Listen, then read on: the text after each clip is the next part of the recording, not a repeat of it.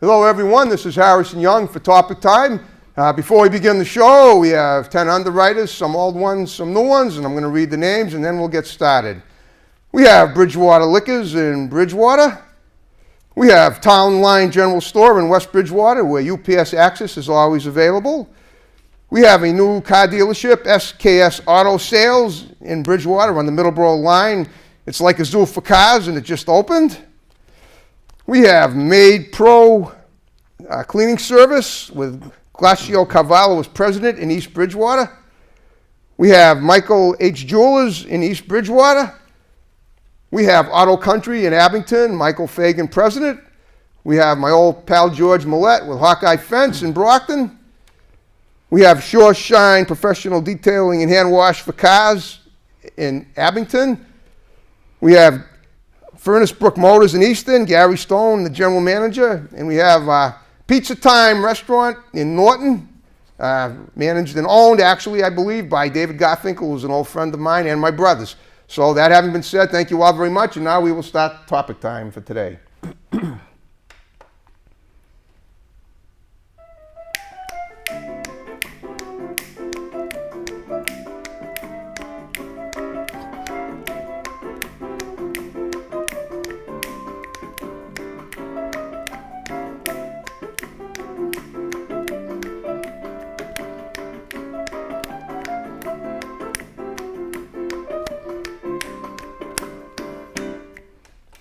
Good afternoon, everyone, and welcome to the first September edition of Topic Time with Harrison Young. It is Monday, September the 10th. It's a kind of an overcast day. We needed the rain. We got it. That's fine. But as usual, the guests just keep getting like incredible. They're always incredible, but I'm finding out more people with more incredible stories to tell. And the gentleman I have here today, he didn't just have an incredible story to tell, he wrote an incredible story. Now, I know all of you are familiar with an iconic musician named Benjamin Orr, who was one of the co-founders of Boston's own band, The Cars. Well, this gentleman here has painstakingly spent 10 years of his life writing Ben Orr's biography, and the book is called Let's Go. It is going to be available for reading on officially November 11th of 2018. The orders are already being placed. He told me already that they have like 400 orders already. Books have been pre-ordered as of now, and this is just the beginning. He just signed on yesterday to start taking orders, and I know I'm going to get my copy. And we're going to talk to him today. We're going to talk about his writing of the book, about Benjamin Orr's life as we know it. We're not going to give him too much away, and about his history too as a writer, because he himself is a music beat writer. He was also interviewed at the Rock and Roll Hall of Fame down in Cleveland by their Fox News affiliate upon Ben Orr's induction into the Hall of Fame. He did a great job, and so did Fox News interviewing him. So, Joe Milliken, how are you? Thank you for coming in Topic Time and being on my show today. All the way down from Bellows Falls, Vermont, did he drive to be on Topic Time? Harrison, it's a privilege to be here. I really appreciate it. Did you like the intro I just gave you? Oh, yeah. Okay. Beautiful intro. Thank you very much. Thank you, yeah. Okay, well now here's the thing. As you know, you've seen some of my interviews before, and what I tend to do with guests is, I interview them like, I ask them questions about what life was like for them growing up and how they got to be where they are. Now, obviously, Ben passed away a while back, so he couldn't be here today. But I'm going to take all the information that you've compiled, and I'm going to like vicariously interview Ben through you. So what I'm going to say to you is this. I'm going to say, well, tell me about Ben as a young guy, as a kid, And I found out, and I didn't even know this. I do my research when I have guests on, and I saw that he grew up in Cleveland, and I didn't even know that until I saw your interview on Fox News down there on YouTube with the Fox News people at the Hall of Fame. So tell me about Ben growing up in Cleveland, how he got into music, and then eventually his migration to meet Rick Ocasek, the other co-founder of The Cars, and how that came to be. And if I have any more questions, I'll interject. So go ahead, in your own words, please, if you would. Well, as you mentioned, Ben is originally from Cleveland. Okay. And he knew he wanted to be an entertainer from a very early age. Okay, hold up a second. When you say entertainer, do you mean musical entertainer or just entertainer in general? Music, okay. A singer. Got it. Yep, he always knew he wanted to do that. As a matter of fact, he didn't really have a backup plan in his life. He knew he wanted to be just a like musician. A lot of us, yeah. He knew he wanted to be a famous musician in a national band from from the age of, well, he first joined a band when he was 13 years old. Okay. In Cleveland. In Cleveland, yeah. Okay. And actually Parma Heights, which is a suburb of Cleveland. I got you. Yep. Okay. And he started out as a drummer. Yep. And you want to name the band that he started in at 13? His first band was called the Cyclones. Oh yeah, I've heard of that. They were an all-instrumental band. Well, being that he was 13, what was the average age of the other band members? They were all older than him. Okay. Not a lot older, but they were all older than him. He was the youngest guy. As a matter of fact, sometimes they had trouble playing out because they would get gigs at bars, and Ben was too young to get in there. So they had to sneak him in sometimes and get permission from his parents to let him go. Well, how do they get him by the owners of these bars? I mean, the bouncers and stuff. I hear they got some pretty crazy bouncers down in Cleveland. I didn't get into that much detail about how they actually did it. Good question, but nevertheless, all right, that's fine. But he did it. He wanted it bad enough, and he made it happen. Absolutely. Gotcha. So he started out as a drummer. Yep. And then he auditioned for a band called the Grasshoppers. Okay. And they were a big band in Cleveland at the time. I see. And the Grasshoppers ended up being the house band for a TV show based in Cleveland. It was kind of like the American Bandstand of Cleveland. Not Drew Carey. Not the Drew Carey show. That's based in Cleveland too. The Drew Carey show? Not the No. Okay, this is long before the Drew Carey show. Yeah, the show was called Upbeat. Okay. And, what kind of a show was it? Was it an entertainment show? Was it a sitcom? Yeah, it was a music show. Okay. They would have individual national artists come on. Kind of like community auditions here in Boston, except... Yeah, okay. and they would play their hits and lip sync them. Okay. But they would have house bands behind them performing. Okay. And Ben's band, the Grasshoppers, was actually a house band for Upbeat for a while. Yep. So he was, 16 years old, and he was on a nationally syndicated television show. Crazy. So That's awesome. he was a star in Cleveland. Wow. Yeah, I didn't know any of this until I started researching the book. Well, that's why I ask you these questions, and I know that these are the things that people are going to want to know. Yeah. That is awesome. Okay. Well, what happened to his first band, the Cyclones? I mean, he sort of matriculated from that first band to the second band.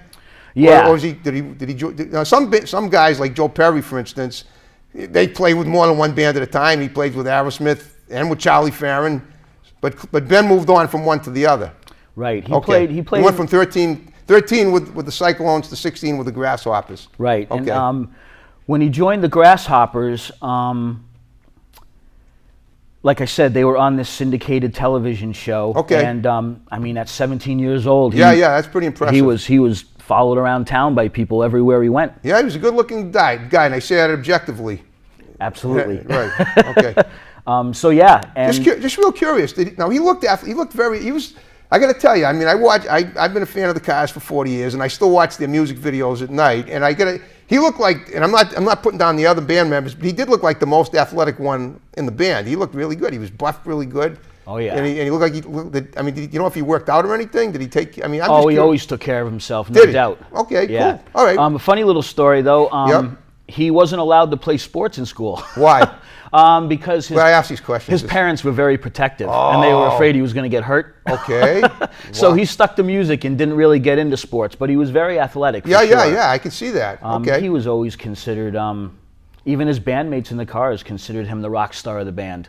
Well, they were all rock stars, but all right, that's fine. We don't want to go too far. We're talking about Ben. All right, so he tried to be athletic. His parents wouldn't let him play sports, but he made a great career of music. Okay, so 16, 17, he was with the Grasshoppers, and he was on the syndicated show Upbeat in Cleveland. Right. So what happened after that?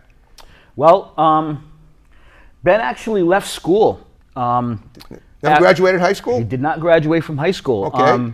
He finished his sophomore year, wow. And he decided that music was going to be his life. Like I mentioned before, it was his only plan to be a musician, and he wanted to leave school and become a professional musician at that time. Gotcha. And I know that would be kind of tough to do nowadays, but back then I don't think Things were different. Yeah, it wasn't as crazy sounding as it might sound now, because his parents backed him and they let him leave school. They let him leave school, but they wouldn't let him. Oh, I guess they were more worried about his physical well-being than his education. That was Well, they knew. But he obviously, maybe they knew maybe they knew he had a great future in music too, and they obviously were right if that's the case. They obviously recognized his talent. Do you know if I know this is kind of unlikely? Neither of his parents are still with us, are they? I mean, he'd be 71. He would have turned 71 the other day. Correct. Yeah. Okay. Correct. Some people do live to a ripe old age now. Yeah, his parents are no longer no longer with us. Yeah. Okay.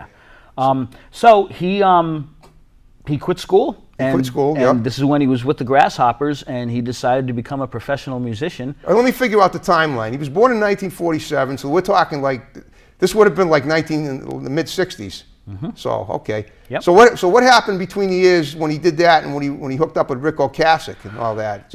He actually got drafted. Oh. Interesting. Yeah, he got drafted in the Vietnam War. He didn't end up seeing combat because he eventually got out of the service as being a sole survivor of his family. He was the only male in his family. Oh, yeah, I've heard of that. His dad was already gone. Yep. So it took about a year or so, but he did eventually get out of the service. And when he did, he ended up back in Cleveland, and he basically had to start all over again.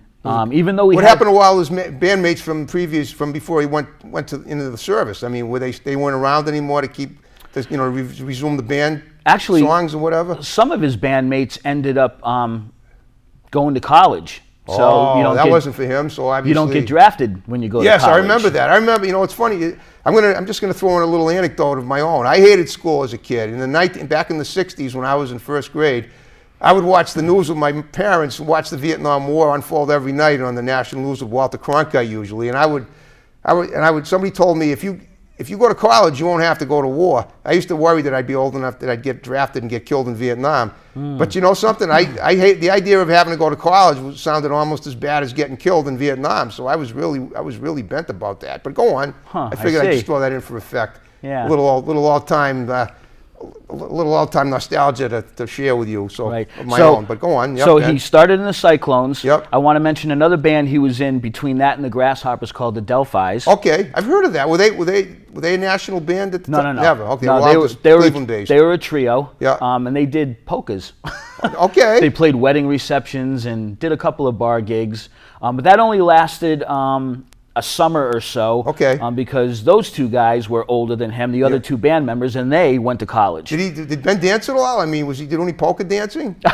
Hey, you got to ask these questions. No, I don't think he was a dancer. He wasn't. Okay, maybe that's the reason it didn't work out. He was a drummer in those two bands. Just a drummer. Okay. So after the Delphis is when the Grasshoppers came along, and when he auditioned for the Grasshoppers, he had started playing guitar by then. Okay. And he auditioned to be the guitar player. Right. For the Grasshoppers. No vocals yet, though, right? That's when he started singing too. Okay. So he kind of started doing guitar and doing some singing as he entered the Grasshopper phase. Gotcha. Okay. Okay. So, like I said, and in the Grasshoppers, all his bandmates were a lot older than him. Right. Like a couple of them were already married. Okay. With kids. Yep. And that band kind of broke up because the guys in the Grasshoppers, because they were older and already had families, they weren't necessarily looking to become professional musicians. Okay. It was like a great part-time job for them. Okay. You know what I mean? You'd get like $15 a gig, right, which is pretty good money back then. Sure. So they weren't really interested in becoming professional musicians. They had their jobs and their families, and they just did that as like a fun thing to do. I see. Okay. But Ben had different ideas. Of course. Obviously, he wanted to be a professional musician. Okay. So this was after he got out of the service, right? Well, the Grasshoppers was before the service. Right. Okay. Grasshoppers. Then he got drafted. Yep. He was in the service for a year or so. And he wasn't and he didn't go overseas, or did he? He did not go overseas. He did not go to Vietnam. Okay. No, he never had to do that was lucky combat. He didn't. Yeah. Okay. So when he finally got out of the service, he came back to Cleveland, and he had been out of, even though he had a big name in Cleveland when he went into the service, right. He was gone for over a year, and that's an eternity in music. Oh, I so know. when he came back to Cleveland, he basically had to establish himself all over again. Those guys weren't really around anymore because they had moved on probably too, the guys in his bands. Right, exactly. They were in college, were in other bands. Yep. They had their families and stuff. Exactly, okay. So he basically had to start all over again. Right. And he kicked around a little bit, and it took him a while to get his feet planted again. Yep. And that's when he met Rick. Ah, okay. So was it 1976? around that time? No, it was earlier than that. It was, but it was in '76 that they formed the Cars. All right, let's get, never mind the timeline as much. How did he meet Rick? Rick was a Boston guy? Rick was originally from the Baltimore, Maryland area. Okay, right. And his dad worked for NASA. Okay. And they relocated to Columbus, I believe. Okay, Columbus, Not in Cleveland, but outside of Cleveland. Right. And so that's how he ended up in that area. I see. And they ended up, there's a couple of different stories about how they actually met, but basically they would run into each other at parties. Okay. And eventually they ended up at a party together, and they ended up in a basement in a house. Yep. And there were a couple of guitars around. They started jamming together. And Rick is quoted as saying that once he heard Ben's voice, he said it was the greatest voice he ever heard. There you go. And they were bandmates from then. From then on. How did they end up in Boston eventually, though? Well, you have to ask that question. Oh, of course. Yeah. They traveled around a little bit. Right. Because everybody knows the Cars as being from Boston. Of course. Yeah. Of course. That's where they launched. Right. I know. Yep. But they kind of moved around a little bit. Yep. They had a band called Leatherwood. Okay. Just the two of them, or they had other guys too? They had a couple other guys in the band too. Okay. And they went from different places. They were in Michigan for a while. Okay. And then they found a manager there, and then they decided to go to New York City because they figured that's the place to go if you want to get a record deal. Yep. They were in New York City for a while. They migrated to upstate New York for a while. Then that didn't work out. Then they went back to Michigan again. So they traveled around a bit. Yep. And then at one point, Rick wanted to go to Boston. He was interested in education, and he knew that Boston was a great college town. Okay. He wanted to be near Harvard. Okay. And he told Ben, "I'm going to Boston." Cool.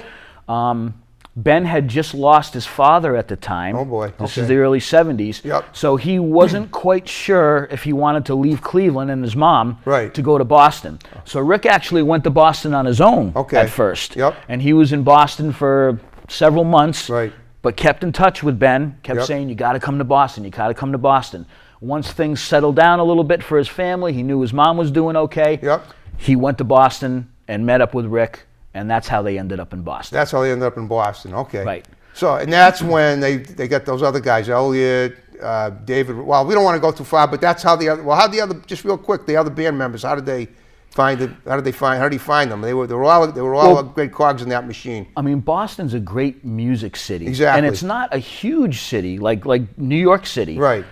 So a lot of musicians they interact, they know each other. Right. And without getting into too many details, they eventually they met Greg Hawkes. Okay. They met David Robinson. They met Elliot Easton. Right. They all just eventually came together and formed the Cars. And when they formed their band, they had a plan. They said, okay, we're going to have a record deal within a year. Wow. Within a year of forming, we are going to have a record deal. They started gigging all over the place, played any place they could. They played at the Rat? Oh, yeah. That's where they really kind of launched. That's what I figured, yeah. Yeah, they were big at the Rat, for sure. Okay, cool. And sure enough, within a year, they had a record deal. Bingo. And off they went. Yeah. Wow. And all right, now I'm going to talk about here's what happens. You know, as life goes on, you learn things day to day. Now I love my favorite song is My Best Friend's Girl. That's really a great song, and I watch it on my computer. Sadly, my cat just died, and she used to love that song. I'm sorry. Thank you. Yeah, she'd jump up on the table and you know, I'd play the song and I'd pat her, and she'd jump up and down. Seriously, she loved that song. Wow. She loves music. My cat loved music. That's she was 18 great. and she was a great cat.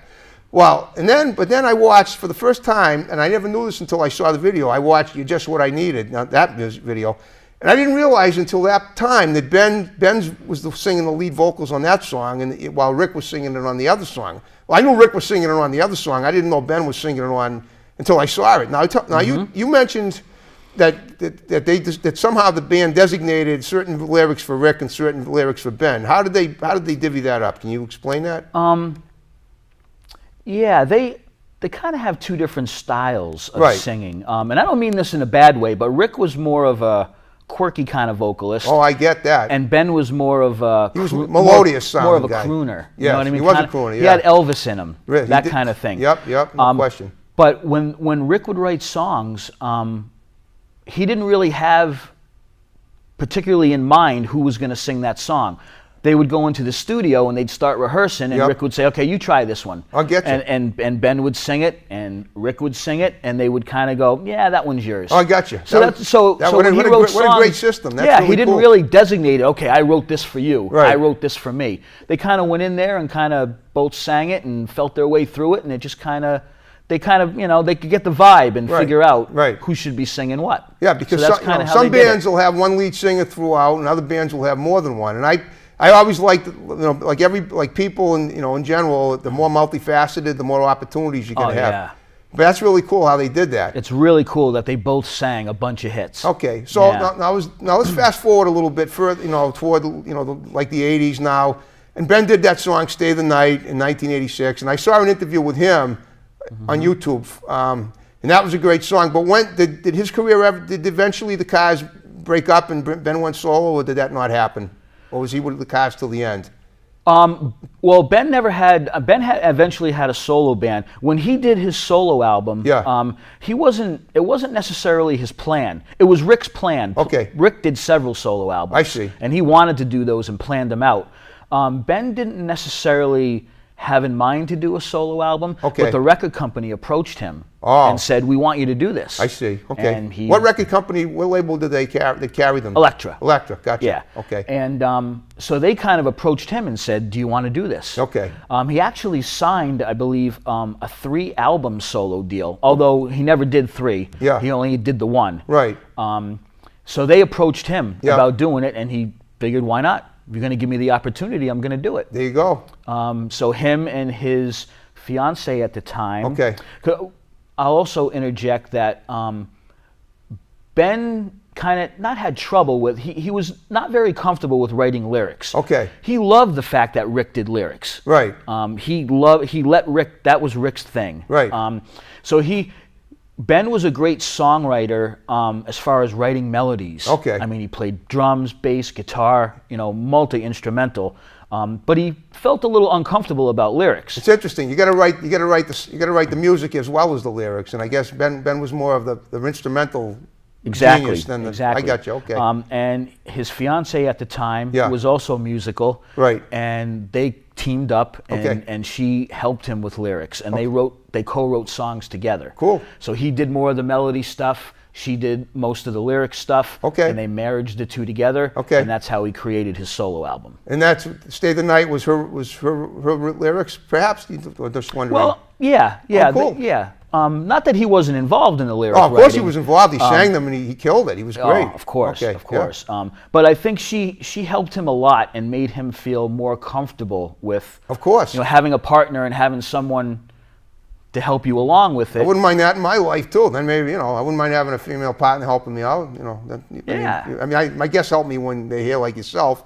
But you know what I mean. Exactly. That's very inspirational. Yeah. And that's the kind of song that I would, if I had a girlfriend, that would probably be. There's a possibility that would be a candidate to be our song of a bunch of other ones too that we would choose from. Right. All so when he did his solo album, he was still in the Cars. Okay. The band hadn't broke up yet. Okay. So he did his solo album, but because the Cars were still recording and touring, he didn't do a solo tour or anything like that. He still toured with them. Yeah. Okay. He just put that album out and continued to do stuff with the Cars. Okay. All right. Well, now let's go for. We have to talk. It's up to you, but. We have to talk about. If you, I'm not going to say we have to. If you want to. Eventually, Ben, his demise and everything and how he fought it, I assume he was pretty rugged. I had no idea, like I said. He passed on my birthday in 2000, Tuesday, October 3rd, 2000, which was my 41st birthday. Mm-hmm. And I know that's unfortunately part of life. You can elaborate on that if you want to. I'm just giving you the option. We talked about it before we started, so it's up to you. Yeah. Okay. No. It's known. Yeah. He passed away from pancreatic cancer. Right. And literally just a year after he was diagnosed. Yep. But I got to tell you, he was a tough cookie. Yeah. That's for sure. Yeah. After the Cars broke up, he was a hunter and a fisherman. Okay. He loved the outdoors. Yeah. So he eventually sold his house in the Boston area, and he moved to Vermont. Right. About an hour or so north of where I live. Where you live, right. And he lived in Vermont, Yep. so he was kind of out of the music scene, the spotlight, Yep. for a while, but he also started getting together with a couple other musicians and collaborating with them, and he actually did start writing songs that was going to be his second solo album. Okay. He never got a record deal. It never quite materialized. Okay. Those songs remain unreleased. But even though the Cars broke up, he never stopped Okay. being involved in music. I see. So he was in Vermont, he wrote some songs, and then he decided that he wanted to get back on the road. Okay. So he formed... This was after we found out he was not well, was that? Nope, not yet. Okay. Not yet. So he formed his own solo band Okay. called Or. Yep. And he started touring. Right, wow. And he toured around for a couple of years doing live shows. Yeah. So he never stopped playing music. I got you, okay. And then he got a call one day from a famous musician, a couple of famous musicians, and they invited him down to Atlanta Yep. to join a band. Okay. Derek St. Holmes, Yep. who was a guitarist for Ted Nugent. Right, oh wow, okay. Jeff Carlisi, who was in a band called 38 Special. Oh, it's pretty big in the 80s. Great band, yeah, I know, I love 38 Special. Yep, and the drummer was Liberty DeVito, who was Okay. Billy Joel's drummer There you go. for years. And they contacted Ben and said, "We've always admired you and loved you as a singer and a bass player. What are you doing right now? You want to come join our band?" Okay. So Ben said, "Well, sure, I'll come down and check it out." Okay. So he still had his house in Vermont, but he started going down to Atlanta. Okay. He hooked up with these guys, and he joined this band that was called they called it Big People. Okay, wow. He was in Big People. They started doing shows. Yeah. They were warming up for Styx. Yep. Getting their feet wet, Yeah. Getting their set list. So what they would do is, even though they didn't have any original material, Yeah. they would do a few Cars songs. Okay. They would do a few Billy Joel songs, Right, because okay. Liberty's the drummer. Yeah. They would do a few Ted Nugent songs. Okay. They would do a few 38 Special songs. And they did that for a while. And they were on the verge of getting a record deal. And They were starting to gain momentum, Yeah. picking up more shows. Okay. And that's when Ben was diagnosed. Okay, I see. Well, you know what? It was a great interview, but we got 2 minutes left. Okay. Real quick, and I know what happened after that. Just real quick, what's your history as a writer yourself? Just sum it up in about 2 paragraphs, and then we'll wrap the show up. I've been a published writer since 2000.